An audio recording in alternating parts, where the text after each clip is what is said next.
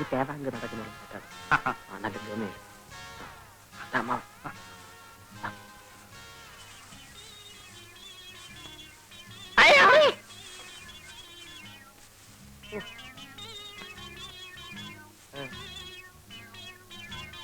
ആരാന്ന് മനസ്സിലായോ? ഇല്ല. പട്ടണത്തിൽ നിന്നാ വലിയ ഉദ്യോഗസ്ഥനാ. രാധയ്ക്ക് വേണ്ടി ഞാൻ കൊണ്ടുവന്ന അവിടെ കഴുത്തിലൊരു മിന്നു കെട്ടാൻ എനിക്കോ യോഗമില്ല. എന്നാ എന്റെ കൂട്ടുകാരനെങ്കിലും അതായിക്കോട്ടെ. അമ്മാവന്റെ ആ പഴുത്ത ഗ്രാമസേവനേക്കാൾ ഭേദമാ. ഇതാ കണ്ടോ, pant, belt, shirt, tie, cigarette, cooling glass, തൊപ്പി. ഇതാ പോരെ. ആരുടെ കാണാ? ആ എന്റെ തന്നെയാ. അയ്യോ, കുളമ്പ് രോഗമുണ്ട്, സൂക്ഷിക്കണം. നിർത്ത്. അതിരിക്കട്ടെ, തീറ്റ എന്താ കൊടുക്കുന്നത്? പുല്ലു അരിക്കാടി.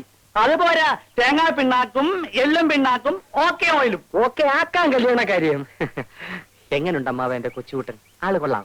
അയ്യോ, അതിന്റെ നാവ് മാറ്റണം. ഓ, നിന്റെ നാവാ മാറ്റേണ്ടത്. അതിരിക്കട്ടെ, എത്ര കണ്ണുണ്ട്? മൊത്തം 4 കണ്ണ്. ആ, അപ്പൊ 4 കൂടി പൂട്ടാനൊക്കെ നല്ല കാശാണല്ലോ. കൂടെ ഒന്നിനെയും കൂടി കൂട്ടിയാൽ കൂടുതൽ കാശ് കിട്ടും. ആ, അത് ശരിയാ. എടോ, ഏത് വഴിക്കാ വന്നത്? വടക്ക് വഴി. ആ വഴിക്കാ നടന്നു. എടാ മാസുണ്ണി, മേലാൽ ഇത്തരം അനാവശ്യം കാണിച്ചാൽ അന്നറിയും ഈ രാരിച്ചൻ നായർ ആരാണ്. മനസ്സിലായോ?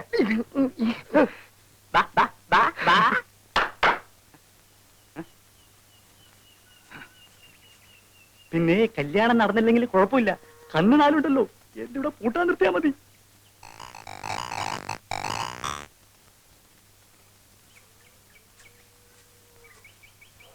എന്തായാലും വീട്ടിൽ നിന്നും പോന്ന ശേഷം ചേട്ടൻ നല്ല പ്രോഗ്രസ് ഉണ്ട്. ഞാൻ സ്വപ്നത്തിൽ പോലും വിചാരിച്ചില്ല ചേട്ടനൊരു കാമുകനാകാൻ സാധിക്കുമെന്ന്. നീ ചുമ്മാരി ബാബു.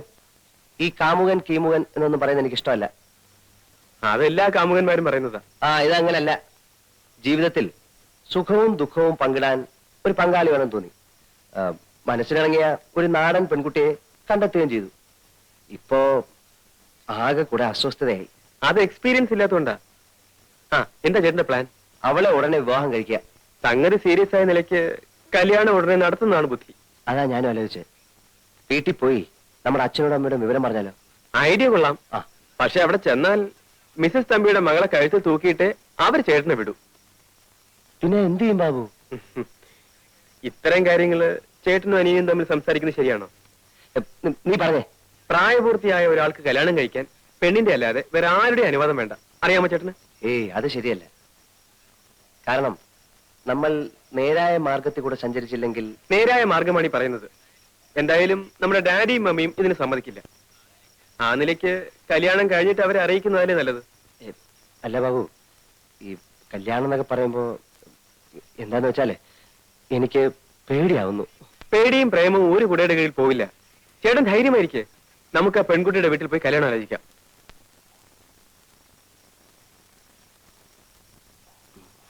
മമ്മിയുടെ ചെവിയിൽ ഈ വിവരം എത്തുന്നതിന് മുമ്പ് കല്യാണം നടത്തണം.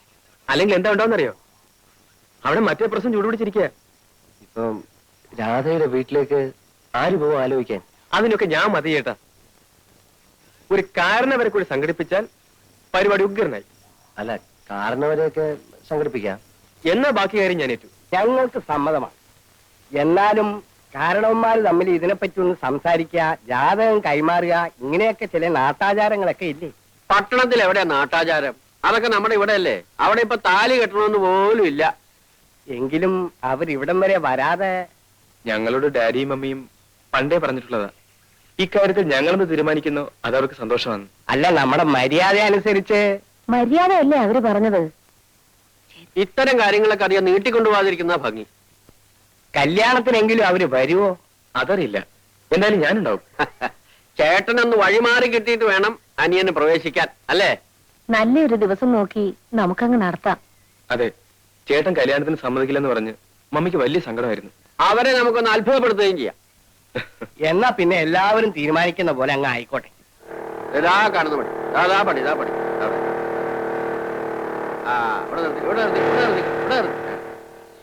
ശരി, മോൻ പൊക്കോ. ഇവിടം വരെ വന്നിട്ട് അമ്മാവന്റെ വീട്ടിൽ കയറാതെ പോകുന്നത് ശരിയാണോ? ഒരു തെറ്റുമില്ല, തിരക്ക് കാണും. മോൻ പൊക്കോ. എനിക്ക് ഒരു തിരക്കുമില്ല. അമ്മാവൻ വരും.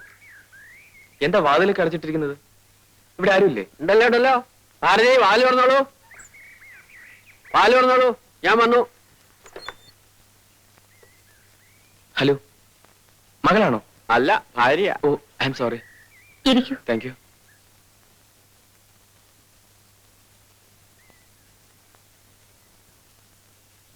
എന്നെ പരിചയപ്പെടുത്തിയില്ലല്ലോ. ആ, ഇത് ബാബു, വില്ലേജ് എക്സ്റ്റൻഷൻ ഓഫീസർ വിനയന്റെ നേരെ അനിയൻ.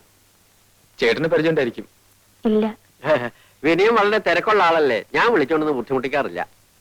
ചേച്ചി, ഒരു ദിവസം ഞാൻ വിളിച്ചോണ്ട് വരാം. പക്ഷെ സദ്യ തരണം. ഓ, ആ, പ്രധാന കാര്യം പറയാൻ മറന്നു. ചേട്ടന്റെ കല്യാണം ഉറപ്പിച്ചു. അമ്മാവിന്റെ ഒപ്പം ചേച്ചിയും കല്യാണത്തിന് വരണം.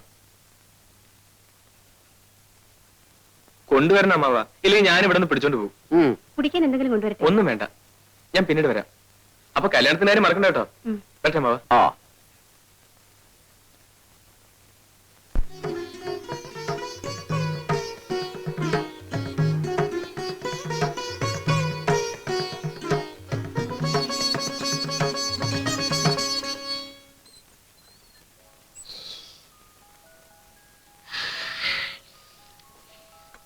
ഈ പാല് ആർ കുടിക്കാനാ? ചേച്ചിക്ക് കുടിക്കാൻ അമ്മ ഒഴിച്ചതായിരിക്കും. അതെന്താ ചേച്ചിക്ക് മാത്രം? നിനക്ക് വല്ലതും അറിയോ? കല്യാണം എന്ന് വെച്ചാൽ അതൊക്കെ വേണം. നമുക്ക് എടുത്ത് കുടിക്കാം. അമ്മ അറിഞ്ഞാ നമ്മളെ കൊല്ലും. അമ്മയുടെ വിചാരം നമ്മൾ വീട്ടിലേക്ക് ഉറങ്ങാൻ പോയിരിക്കാന്നാ. എന്നെ നമുക്ക് എടുത്ത് കുടിച്ചിട്ട് പോകാം. കുടിക്കാം. എനിക്ക് മതി, എനിക്ക് മതി, എനിക്ക് വേഗം വേഗം താ എനിക്ക്. എന്നാ ഈ മനം പോലെ മംഗല്യം എന്ന് പറയുന്നത് കേട്ടിട്ടില്ലേ? അതാണ് ഇപ്പൊ നടന്നത്. കല്യാണാലോചനയായിട്ട് വരുന്ന ഒരുത്തരെയും പിടിക്കാതെ എത്ര കാലമാണ് ഇവളെന്നെ ബുദ്ധിമുട്ടിച്ചതെന്ന് അറിയാമോ? ഇതൊക്കെ ഒരു യോഗമാണ് കാരിച്ചെന്നായത്. ഈ കല്യാണത്തിന്റെ കാര്യത്തിൽ മാത്രം മുൻവിധികൾ ഒന്നും നടക്കില്ല. അത് ശങ്കരനായരുടെ കല്യാണം തന്നെ അതിന് തെളിവല്ലേ? നമ്മുടെ ശങ്കരൻ നായരെ നമ്മളിങ്ങനെ ഇരുന്ന് ബോറടിക്കുന്നത് ശരിയാ. ചേട്ടന് ഉറക്കം വരുന്നുണ്ടാവും. അവർക്ക് വല്ലതും സംസാരിക്കാൻ കാണില്ലേ? എവിടെ നമ്മുടെ അന്തർജനങ്ങള്? മോളെ, നിന്റെ കുട്ടികളെയൊന്നും ഇനി പാടില്ല കേട്ടോ. കല്യാണം കഴിഞ്ഞ പെണ്ണാ. നല്ല അടക്കം ഒതുക്കമായിട്ടൊക്കെ കഴിയണേ. അവള് കൊച്ചുകുട്ടിയൊന്നുമില്ലല്ലോ, അല്ലേ രാധേ? ലക്ഷ്മിക്കുട്ടിയെ, മോളെ നമുക്ക് നാളെയും കാണാം. പോരെ? ഭാരതി, നേരം വൈകിക്കണ്ട, എനിക്കൊന്ന് കുളങ്ങര പോണം. പോയിട്ട് വരട്ടെ മോളെ. ബാബു ഇന്ന് ഞങ്ങളുടെ കൂടെ പോര്, നമുക്ക് അവിടെ കിടന്നുറങ്ങാം. അത് ശരിയാ, ഇന്ന് ഇവരെ രണ്ടുപേരെ ഒറ്റയ്ക്കാക്കുന്നത് നല്ലത്. അവിടെ കുട്ടികളൊക്കെ ആയിട്ട് തിരക്കായിരിക്കാം അമ്മാവ. എനിക്കൊരു അല്പം ഒഴിഞ്ഞ സ്ഥലമാണ് ഇഷ്ടം. ഞാൻ ശങ്കരനായിട്ട് വീട്ടിൽ കിടന്നോളാം. അവിടെ ഈ പറഞ്ഞ പോലെ ഒരു വിരോധമില്ല. ഒരു കാര്യമുണ്ട്, അവിടെ നല്ല കാറ്റ് കിട്ടും. നല്ല കാറ്റ് കിട്ടും, പക്ഷെ ഭയങ്കര കൊതുവാ. വേണമെങ്കിൽ പോന്നോളൂ. കൊതുവൊന്നും ഇപ്പോഴില്ല. കൊതു ഉണ്ടായാൽ തന്നെ സാരമില്ല, ഒരു ദിവസത്തേക്കല്ലേ. ഒരു വിരോധമില്ല. പക്ഷേ ഈ മേശയും കസേരയൊക്കെ എടുത്ത് മാറ്റി ഒരു പായ വിരിച്ച് കൂടെ കിടക്കാവുന്നതേ ഉള്ളൂ. അവർക്കൊരു കൂട്ടുമായി. അത് വേണ്ട, ഞാൻ അവിടെ കിടന്നോളാം. മാത്രമല്ല, താനല്ലേ ഇപ്പൊ തന്നെ പറഞ്ഞത് ഇന്നവരെ തനിച്ചു വിടണം. ഭാരതി, എന്നാ ഈ ടോർച്ച് പിടിച്ച് മുമ്പിൽ നടന്നോ. അപ്പൊ രാത്രി യാത്രയില്ല. ഇവിടെ വാ. അപ്പൊ ചേട്ടാ, ഞാൻ രാവിലെ എത്താം. ശരി. മോളെ, പോയിട്ട് വരാം. ഓ, കൊച്ചുങ്ങൾ ഉറങ്ങി കാണും. വരൂ ലക്ഷ്മിട്ടി.